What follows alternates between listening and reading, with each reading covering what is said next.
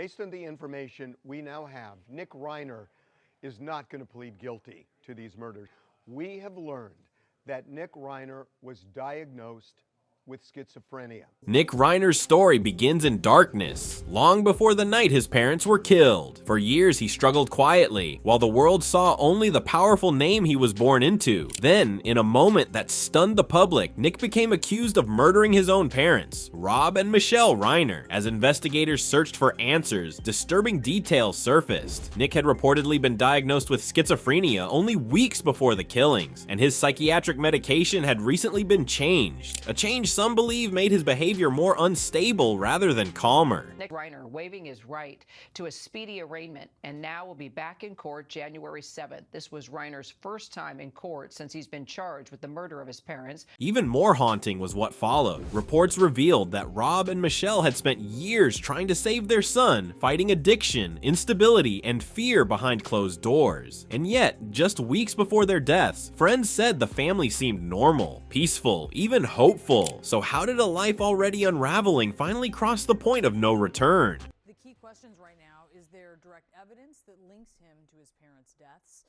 Were these attacks planned? And what happened in the hours leading up to the killings? Nick Reiner grew up surrounded by influence, ideas, and powerful connections. As the son of Rob Reiner, he was raised in a world where politics, culture, and Hollywood often mixed behind closed doors. His family moved in elite circles, attending high-profile events and sharing spaces with major public figures, including former President Barack Obama and Michelle Obama, a reminder of how respected and connected the Reiner name had become. But Nick's personal story followed a very different path. While the outside world saw privilege and opportunity, those close to the family later described a young man struggling for years with addiction, emotional instability, and declining mental health. According to reports, his parents repeatedly tried to help him, arranging treatment, pushing for rehabilitation, and refusing to give up on him even as his behavior became harder to manage.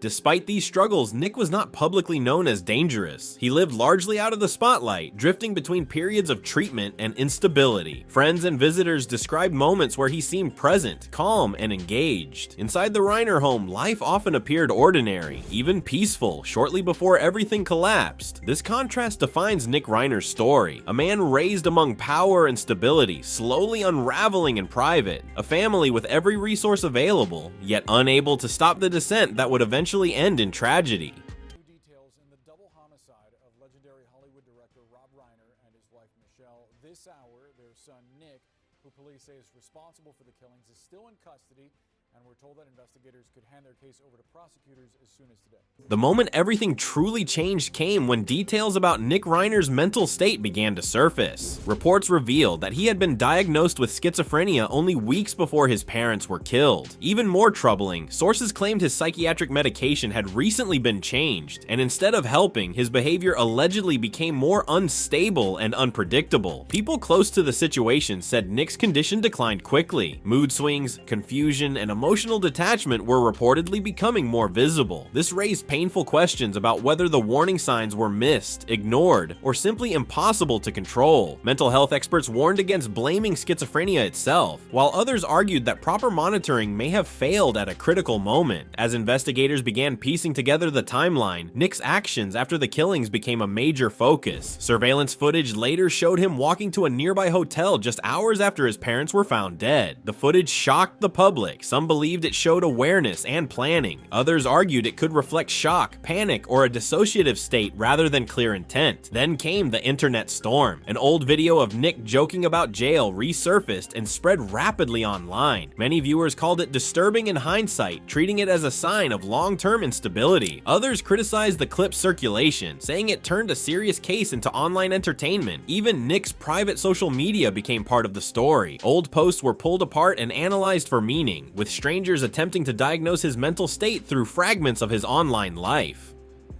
At this point, the case stopped being just about a single night. It became the dark story of a man unraveling in public, and a family tragedy that may have been building quietly for years.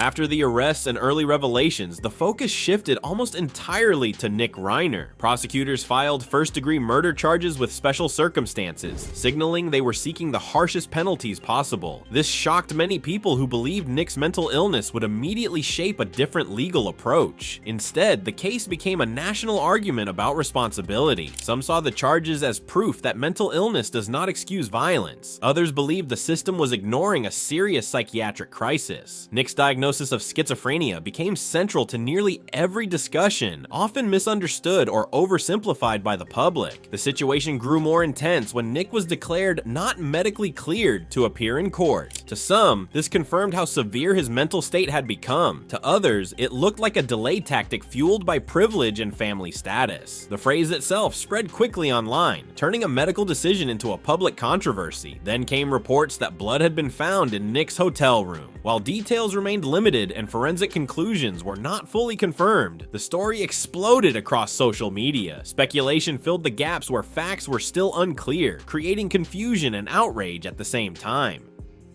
As more pieces surfaced, Nick's identity began to shift in the public eye. No longer just a suspect, but a symbol of fear, anger, and unanswered questions. His face, movements, and past words were endlessly analyzed, and in the noise surrounding him, the tragedy itself became harder to separate from the spectacle that followed. The Nick Reiner case is not disturbing only because of who he is, but because of what it represents. It sits at the uncomfortable intersection of mental illness, family loyalty, wealth, and violence. When someone raised with access, care, and influence still ends up accused of killing his own parents, it forces society to confront a hard truth. Privilege does not guarantee safety, and support does not always prevent collapse. Nick's reported schizophrenia diagnosis and recent medication changes added fuel to an already volatile debate. Some believe mental illness explains the breakdown. Others argue it is being used too easily as a shield against responsibility. The controversy echoes other infamous family crimes. The Menendez brothers shocked the nation decades earlier when they were accused of killing their parents, claiming long-hidden trauma. More recently, cases involving mentally ill defendants, from mass violence to family murders, have reignited questions about warning signs, treatment failures, and legal responsibility. Each case forces the same debate into the spotlight. When the system fails, who pays the price? This story also exposes the role of media and the internet. Surveillance footage, old videos, private social media posts, all quickly turned into public evidence, often without context. The line between investigation and spectacle blurred fast. In the end, this is bigger than Nick Reiner. It is about how society handles mental illness before it becomes dangerous, how families struggle in silence, and how quickly tragedy turns into controversy once the cameras arrive.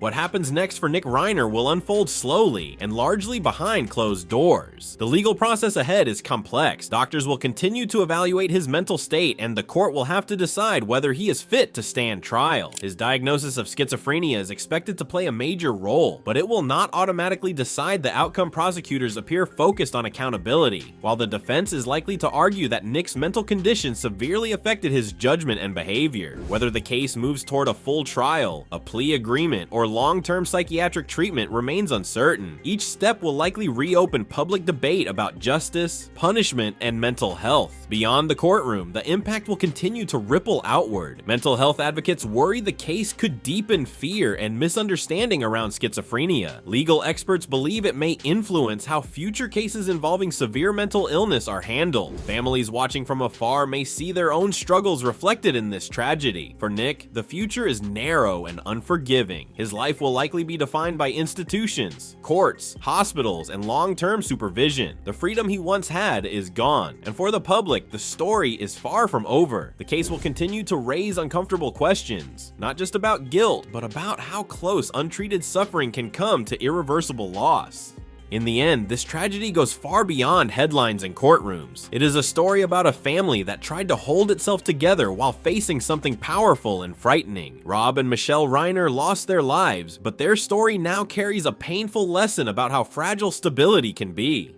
Nick Reiner's path reminds us that mental illness, when untreated or poorly managed, can quietly grow more dangerous. Love, money, and support are not always enough. When help comes too late, the cost can be permanent. This case also asks society to slow down before rushing to judgment. Justice matters, accountability matters, but so does understanding the warning signs before tragedy strikes. Because fame cannot protect a family from suffering, and once everything breaks, there is no easy way to put it back together.